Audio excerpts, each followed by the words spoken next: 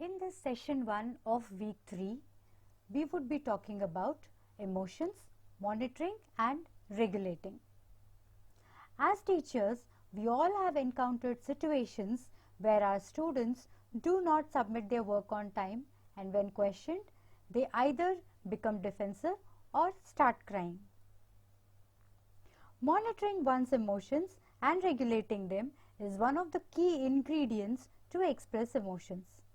As the saying goes, getting angry is easy, but getting angry with the right person at the right time in the right way is a difficult task.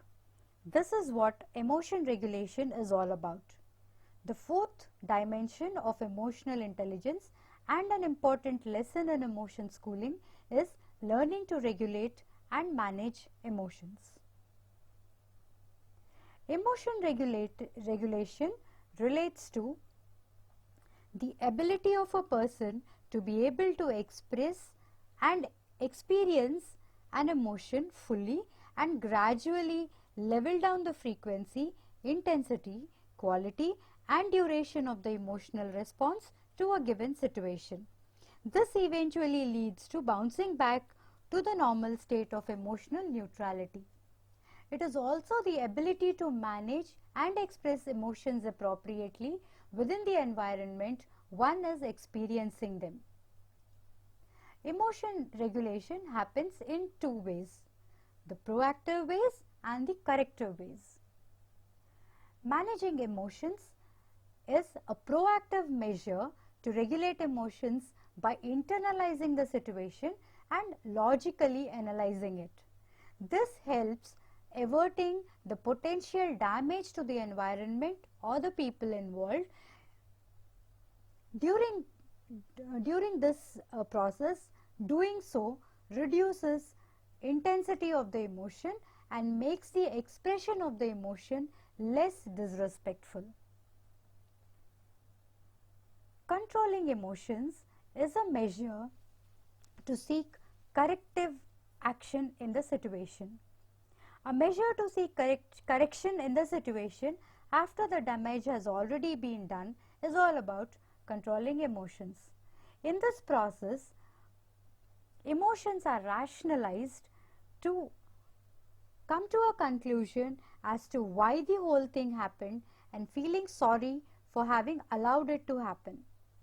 People involved become defensive about the actions and even may apologize later.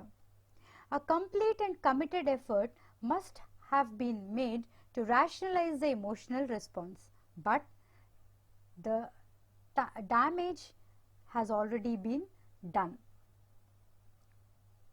Strategies to regulate emotions. Behaviors are largely the consequences of our emotions. Schooling emotions regulation in classroom involves equipping students to make choices to monitor and express emotions to achieve goal-directed and purposeful outcome. Emotion regulation strategies can be categorized into antecedent strategies and response-focused strategies. While antecedent strategies can be implemented before or during the early stages of the onset of an emotional response, response-focused strategies deal with managing physiological and behavioral responses to an emotion. Some of such strategies are the projection strategies. Projecting emotions as a consequence of a situation, whether one does it poorly or one does it well. If I do this, my parents will feel good about it. I think I can do this. Visualization. Visualization through the consequence on the onset or during the early stages of an emotion to have a better control over the behavior and actions as a result of the triggers. Distraction. Deliberately thinking about something else and distracting from the emotion activating situation. Self-talk and affirmations. Looking into the mirror or otherwise talking to self build up confidence at the beginning or the end of the task and allow overwhelming emotions to pass by. Affirmations are repeating to oneself about one's abilities to manage emotional triggers. I am happy, I am calm, I can do it. All these talk about affirmations. So with this, we come to the end of this section. In this section, we have discussed about emotion regulation and strategies by which emotions can be effectively regulated. In the next section, we will be focusing on triggers influencing behavior of children in a class. Happy learning!